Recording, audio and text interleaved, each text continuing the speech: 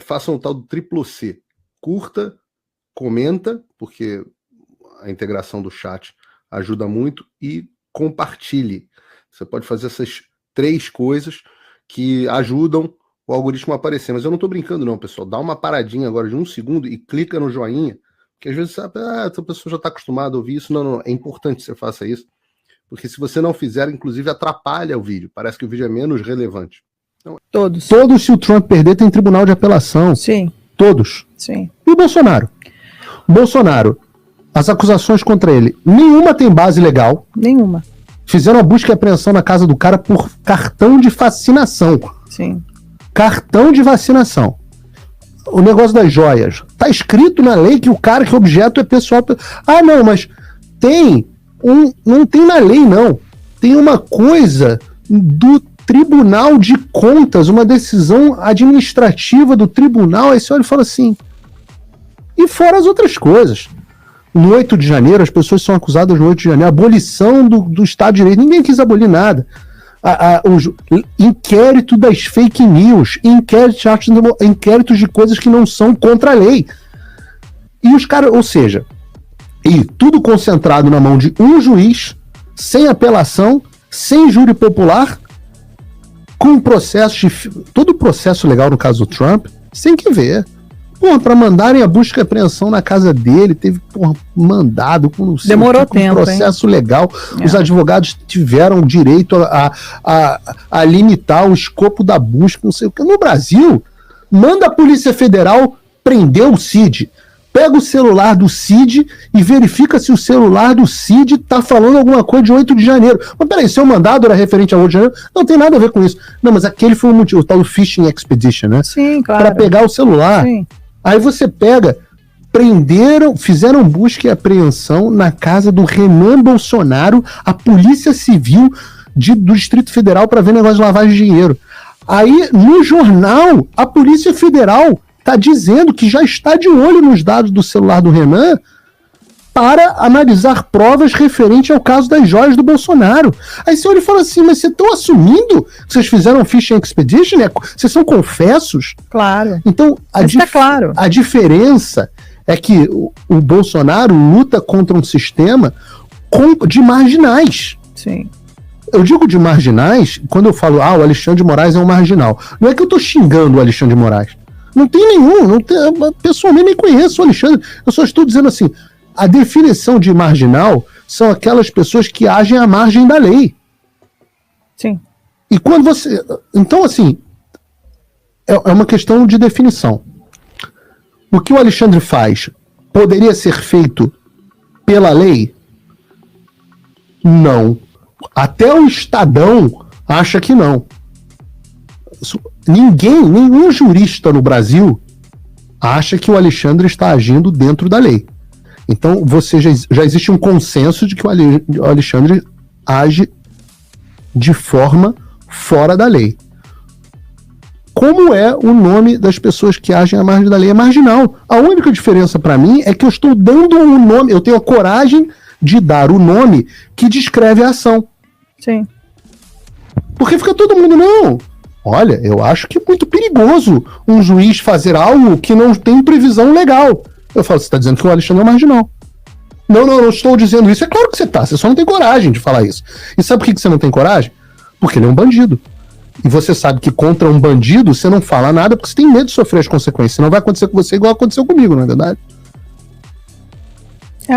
É assim mesmo. Então é Bolsonaro versus um grupo de marginais. E aí, Paulo, você é bolsonarista. Pô, eu critico o Bolsonaro o tempo inteiro pelas coisas que eu acho que ele não faz certo, mas eu não vou aceitar ver um homem sendo apedrejado e crucificado por uma coisa dessas. Karina, como é que a gente pode ter no Brasil a mesma corte que liberou um cara por causa de uma tecnicalidade, no caso Lula, liberou um homem culpado por uma tecnicalidade, tá prendendo um homem inocente buscando uma tecnicalidade? Tem método.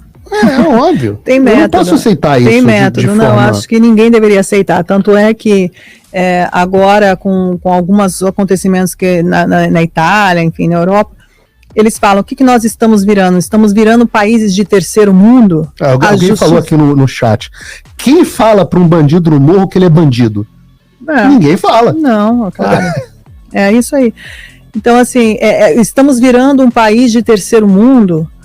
Ou seja, o país de terceiro mundo sempre foi visto como um país sem lei, como o faroeste caboclo, como o coronelismo, entendeu? Que você vai lá, você resolve com as suas próprias mãos, você define as terras que você vai dar para os seus comparsas, aquele que você não quer na tua terra, você vai lá, você expulsa com uma espingarda e tchau.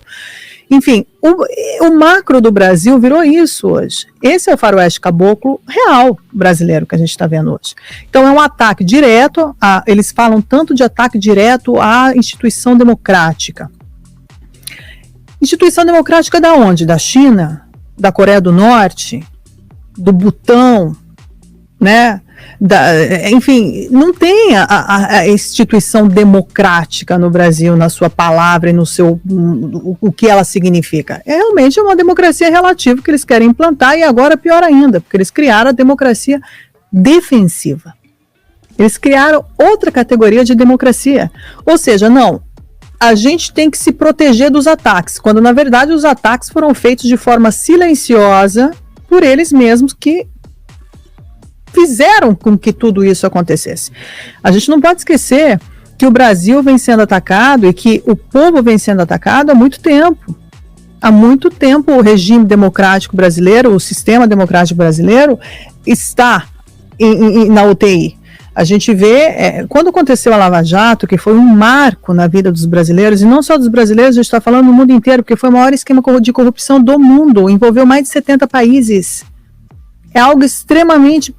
Assim, como que você pode ignorar esse fato? Não foi investigado nem a ponta do iceberg. Não, né? Mas tem gente na Europa, meses atrás aí foi preso um na Suíça.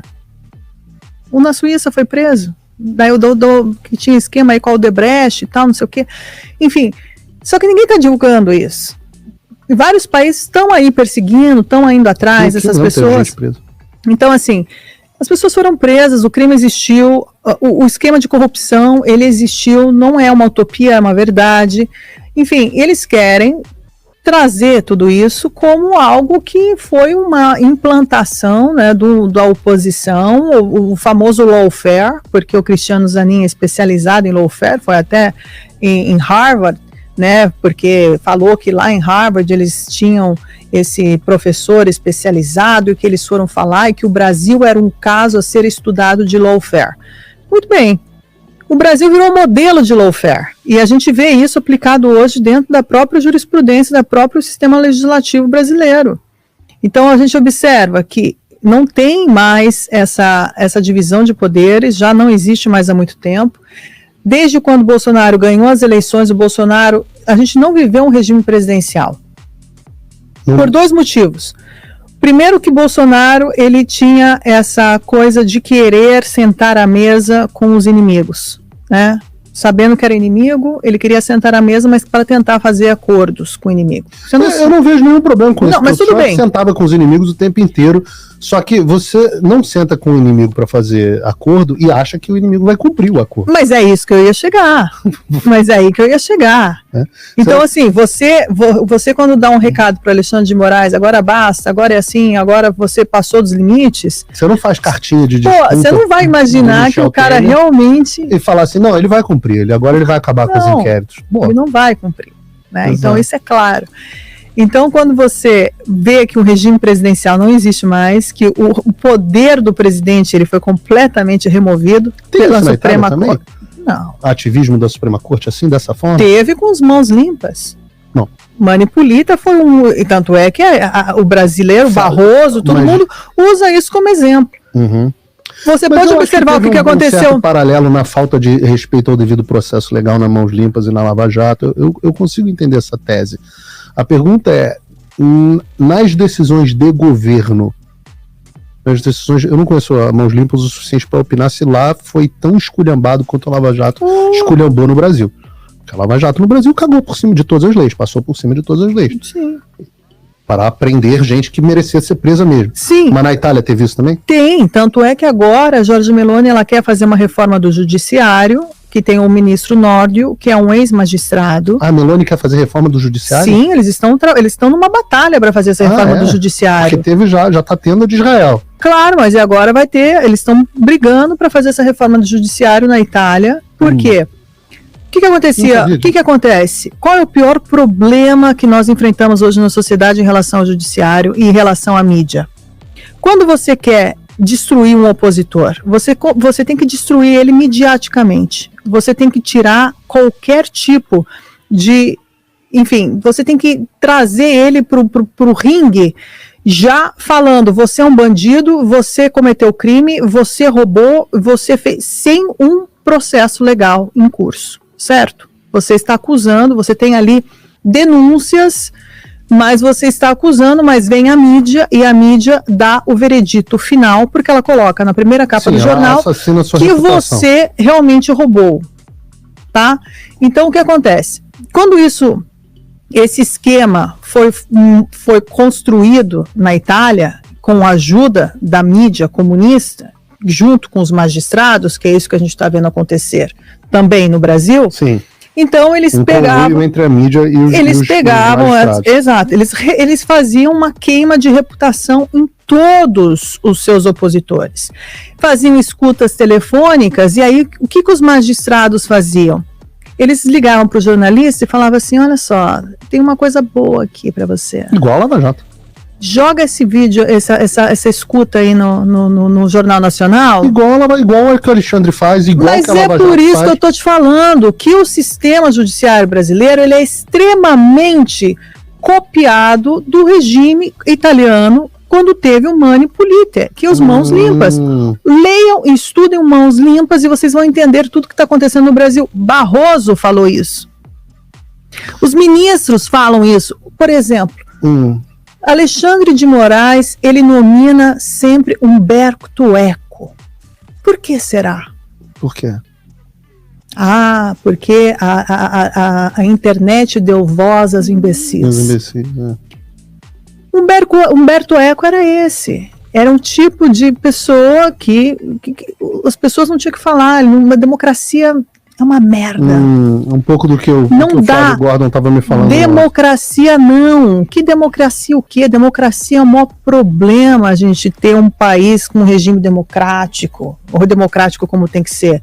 O povo não. O povo a gente deixa ele na ignorância, a gente transforma esse povo cada vez mais ignorante e a gente não vai dar voz aos imbecis, porque nós vamos controlar todos os meios de comunicação e nós vamos destruir as pessoas que a gente não quer, já que é a nossa oposição que está contra. O Silvio Berlusconi, por exemplo, foi uma grande vítima desse sistema também. Fizeram o Bunga Bunga, não sei se você se lembra, com Bunga Bunga.